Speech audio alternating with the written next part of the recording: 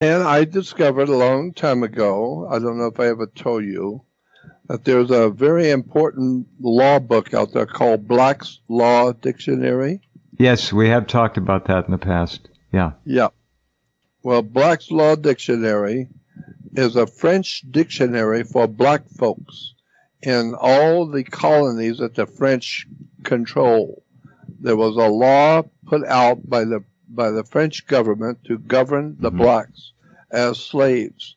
And it was called Black's Law Dictionary, not because it was a Mr. Black.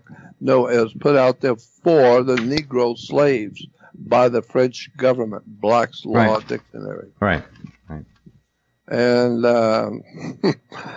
what else was I going to tell you? I got some wonderful stuff to tell you. Oh yes, if you were to go into a costume store or somehow or another get a hold of a policeman's uniform, and you put on the policeman's uniform and you get on a motorcycle and you stop people in the street to give them a ticket.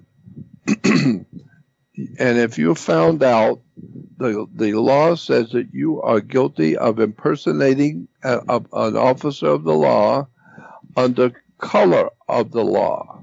Do you understand what the term under color of law means? Explain it. I know a little bit, but not enough to sound intelligent. Well, the color of law means that when you are doing something and representing a political power, you have a flag, and that flag represents your colors. And this is why when you have a good friend for many years, and then one day you find out something about him that shocks you, you say, "Oh, I see. Now I see his colors. He's showing his real colors." Why? Because in a war, you show your colors. Unless, of course, you're smart enough to know you can't win. Then you raise a white flag, solid white, which means That's I don't have any colors to defend. I give up. So if you commit a crime impersonating a government agent, it's called you are impersonating a government agent under color of law, meaning you're acting like you are representing the colors of America, the blood, red, white, and blue.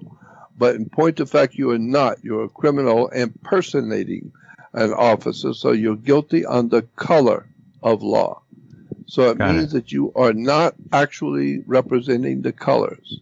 Now, the reason why I'm telling you this is because with the founding of the United States Corporation back in 1860s, 1870s, it was decided that black folks who were brought to America under slavery could not and would not, it says that in actual language, cannot become citizens of the United States because they came here under a wartime setting.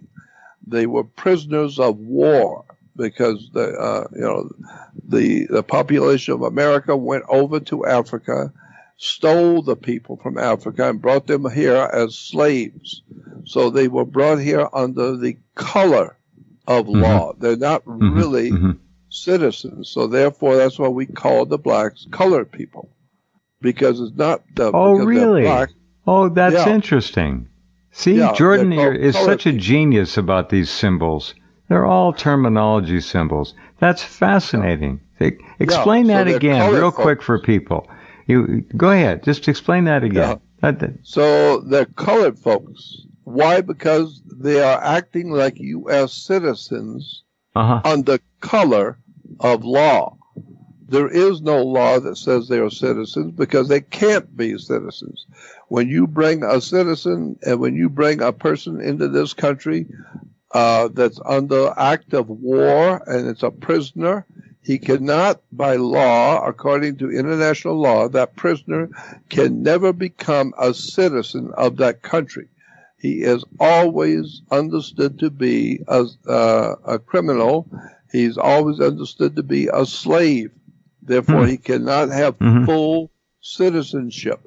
So he can have citizenship under color of law, meaning Well, they're already here. There's so many blacks, we might as well just say that they're like citizens.